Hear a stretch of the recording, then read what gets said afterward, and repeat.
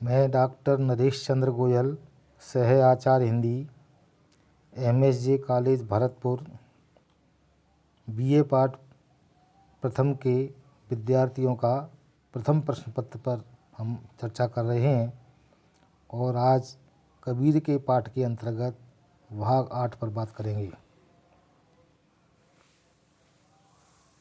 जिसके अंतर्गत कबीर के पदों की व्याख्या चल रही है। कबीर के पदों में तीसरा पद देखिए, जो परीक्षा की दृष्टिकोण से बहुत महत्वपूर्ण है।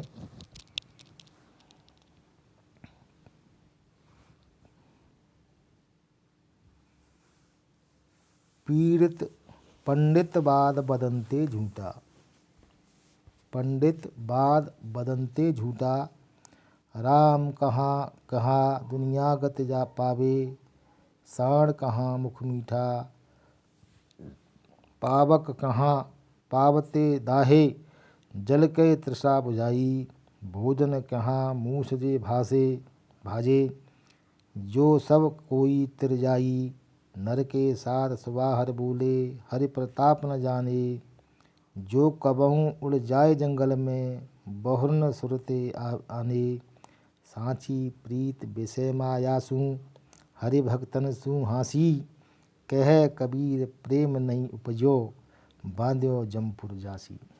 कबीरदासी इस पद के माध्यम से वही आडंबरों का विरोध करते हुए कह रहे हैं कि संसार में जो भी जाति पंथ धर्म गुरु आदि पंडित ब्राह्मण आदि लोग हैं, वे सब ईश्वर के बारे में स्पष्ट रूप से गलत बताते हैं। और कबीरदास जी कह रहे हैं कि पंडित बाद बदनते झूठा, पंडित लोग जो तर्क करते हैं, वे बातें करते हैं, वे सब झूठी हैं। ईश्वर के बारे में बताते हैं, राम कहाँ दुनिया गति पावे, साण कहाँ मुख मीठा। यानी कबीरदास जी कह रहे हैं, राम शब्द कहने मात्र से संसार को मोक्ष की प्राप्ति नहीं हो सकती। राम कहाँ दुनिया गति का पावे, राम कबीरदास जी कह रहे हैं, राम कहने मात्र से संसार के लोगों को मोक्ष की प्राप्ति नहीं हो सकती, अर्थात राम नहीं मिल सकते। वे सब झूठी हैं। और न ही केवल शक्कर का नाम लेने से, यहाँ साण माने शक्कर मीठा, कहने मात्र से किसी भी व्यक्ति का मुख मीठा नहीं हो सकता। यानी उसने कह दिया शक्कर तो उसका मीठा मुख हो जाए, ऐसा नहीं हो सकता। उसी प्रकार राम कहने से संसार से मुक्ति प्राप्त नहीं हो सकती। शक्कर के खाने पर ही जिस प्रकार से मुख मीठा होता है, उसी प्रकार ईश्वर से प्रेम करने पर ही मोक्ष की प्राप्ति हो सकती है। यदि कभी आगे उदाहरण देते हुए कह रहे हैं, पावक कहाँ पाम को दाहे, पावक कहने से पाम जल जाए, ऐसा कहाँ, ऐसा नहीं होता है। यानी यदि आग शब्द से कहने मात्र से ही पैर जलने लग जाएं और जल कह तृषा बुझाई, और पानी कहने मात्र से, जल कहने मात्र से मनुष्य की प्यास शांत हो जाए। और कबीरदास जी आगे कह रहे हैं, भोजन कहाँ मूस जे भागे, और भोजन के उच्चारण करने से, भोजन बोलने से ही किसी व्यक्ति की भूख दूर हो जाए, तो फिर राम का नाम लेने से ही सब लोगों का उद्धार हो जाए, ये ऐसा नहीं हो सकता। तो सब तरी सब कोई तिर जाई, तो ऐसा करने से सब लोग राम का नाम उच्चारण करने से संसार से तर जाएं, मुक्ति को प्राप्त हो जाएं। तो ऐसा करने से कोई भी व्यक्ति शेष नहीं रहो।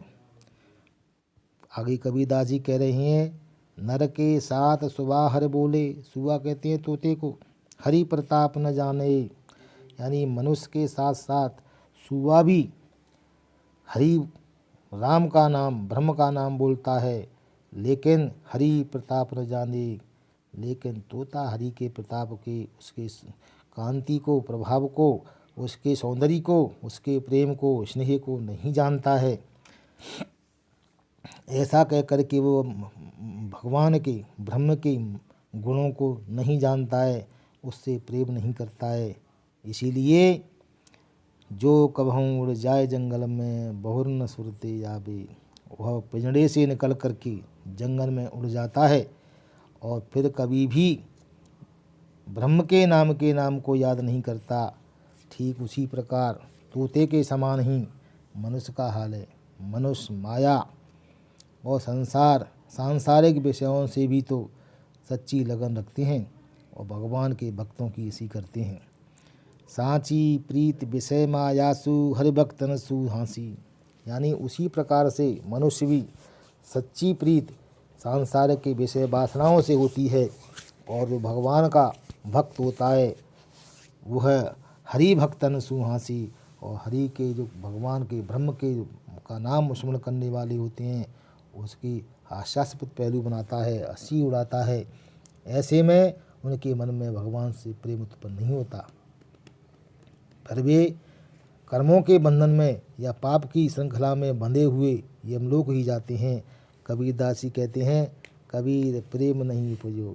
कबीरदास जी कहते हैं, जिन व्यक्तियों के अंतर्मन में, महात्मा में, मन में प्रेम नहीं उपजा, अर्थात भगवान के प्रति प्रेम नहीं उपजा, बाध्यो जमपुर जासी।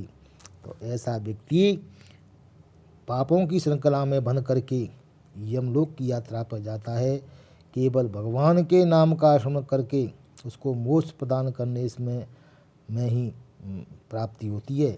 मोक्ष तो भगवान से प्रेम करने, ज्ञान पूर्वक उसका ध्यान करने से ही प्राप्त हो सकती है। सांसारिक विषय वासनाओं का, सांसारिक बाह्य आडंबरों से, सांसारिक मोह वासनाओं में जूझता हुआ व्यक्ति कभी भी ब्रह्म की गति को प्राप्त नहीं कर सकता, स्वर्गलोक की यात्रा पर नहीं जा सकता। वह तो सांसारिक विषय वासनाओं से युक्त होता हुआ यमपुर की यात्रा का वासी बन जाता है। कबीरदास ही इस पद के माध्यम से अज्ञानता की ओर खुलकर निंदा की है और अनेक उदाहरणों के माध्यम से व्यवहारिक समावेश का महत्वपूर्ण प्रभाव इसमें दिखलाया गया है।